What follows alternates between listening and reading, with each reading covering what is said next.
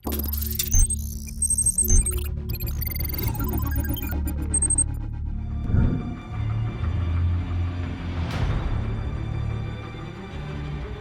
automatic car comparison test in India starts with the same introduction. Urban traffic is crazy, with some people spending hours on end for their daily commute.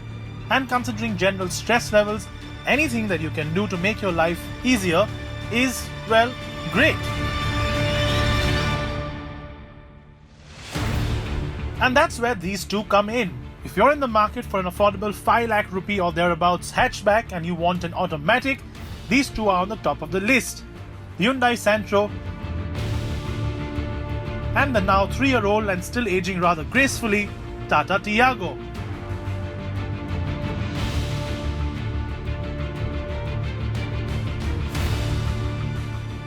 Now let me tell you straight off the bat that the Santro is one of the nicest cars in terms of overall NVH levels in that sort of segment, and the AMT gearbox in particular has been developed in-house by Hyundai. So unlike say Maruti Suzuki, who goes to Magneti Marelli or Bosch or anybody else who actually makes these AMT units, the sort of shifter units, Hyundai did this in-house to make sure this is one of the nicest AMTs around. And honestly, it's a joy to drive. It's smooth, it shifts really well in traffic, it doesn't jerk around, and overall the engine is actually really well mated to this gearbox and the AMT unit. The 1.1 litre unit makes 68 horsepower and has 99 Newton meters of peak torque and offers 20.3 kilometers per litre. So fuel economy figures aren't really up there, but after all, for an AMT in particular, it really ticks off a lot of the boxes. The Tiago, on the other hand, is the more powerful one of the two cars here. It has a bigger engine. The 1.2 litre motor makes 84 bhp and 114 Newton meters of peak torque, both of which are considerably higher than the Hyundai offers.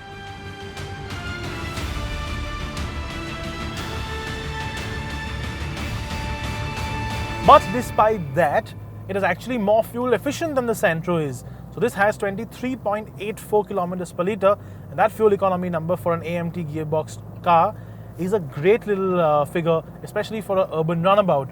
Now the AMT gearbox itself, of course, has been sourced by Tata Motors from a third-party component manufacturer, and it does get that little sport mode option here. So you can either choose sport or you can choose the city mode. And in sport mode, which is of course the one that all of us prefer because it is the smoother shifting mode, the car really does go well. I mean, put your foot down and it sort of responds quickly. There is no lag. Well, there is a bit of a lag, but it's not really noticeable or annoying.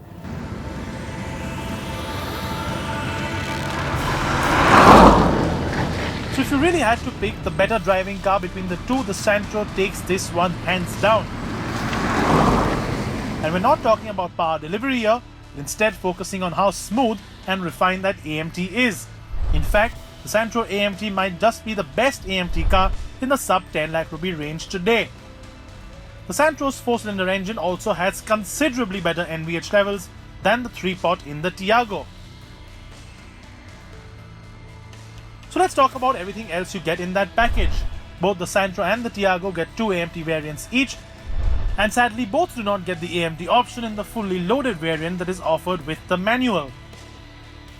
While the Tiago is bigger and better looking in our view, the Santro absolutely trounces it in terms of interior features and sheer spec.